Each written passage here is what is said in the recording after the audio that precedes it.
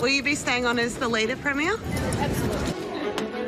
Monday afternoon and an eager press pack, greeted by a cheerful and resolute Premier. Oh, so many people. Nice to see you all.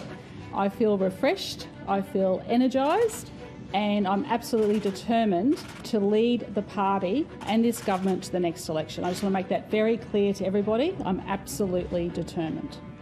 Speculation about Annastacia Palaszczuk's leadership has been fuelled in part by the grumblings of unnamed backbenchers published in Queensland's tabloids.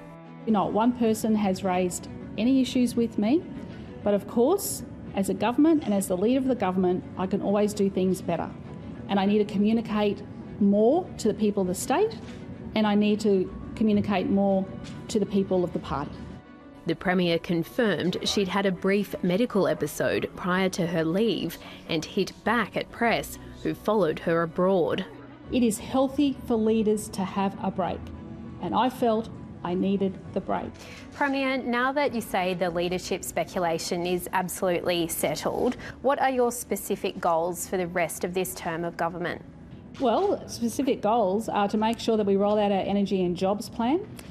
We've got State of the State, CEDA, coming up on I think it was from memory, the 4th of October, where I'll be outlining another policy plan that we've been working on.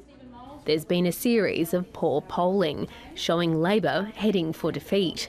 7:30 has confirmed internal Labor polling is marginally better, but the party is far from confident. We know that the only poll that counts is on election day, and I've been the underdog on many occasions, and I've been termed accidental, I've been termed all these other terms over the years, but you know what? I've stood my ground.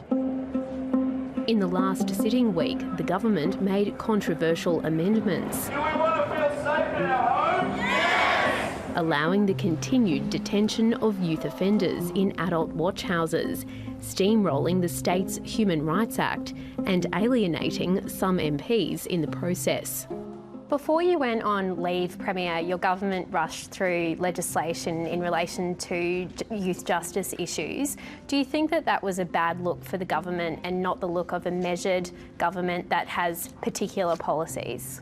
In relation to the amendment that went through, we would have preferred to have gone to committee. However, legal action was being taken and we got legal advice that said that we needed to fix it up as quickly as possible, and that's exactly what we did. But you did it on the same day as a protest. It was very much appearing to be reactive politics and not the sort of move of a measured government. Well, I don't make any apologies for making sure that Queenslanders are safe, and if the legal action had been taken without that amendment, you would have had up to 40 serious youth offenders on the streets of Brisbane. The government didn't know how to get control of the agenda, and that's when people started questioning whether or not, Annastacia Palaszczuk's leadership and her judgment were as sound as she thinks they are. Political columnist Dennis Atkins is closely watching Labor's ructions. Well, I think the worst thing that could happen for Annastacia Palaszczuk is to have a repeat of that last week in Parliament, to have another sort of week of chaos and confusion like that. Today, the Premier faced her first sitting day since returning and a fiery question time. Numerous service delivery failings have unfolded, and it has led to a fortnight of multiple stories across multiple platforms. Can the Premier continue to provide the stable and steady government she promised in 2020? I call the Premier. Mr. Speaker, absolutely. Labor MPs are happily endorsing her. Oh, it's very clearly the boss is back. They underestimated her when she was in opposition. They underestimated her when coming into the first term. And I think they're underestimating her again. Did you feel a bit mystified by the headlines? Look, when there's media speculation out there, that's exactly what it is.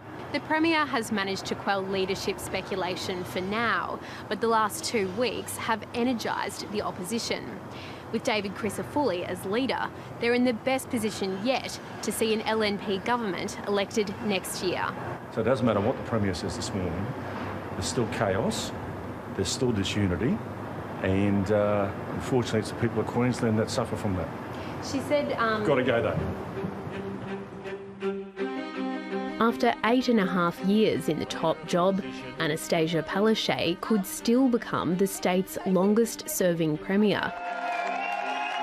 She would overtake Peter Beattie by leading Labor to victory in a year's time. Annastacia Palaszczuk has an incredible ability to tiptoe through minefields, even minefields where she's laid most of the mines herself, and she's done that again.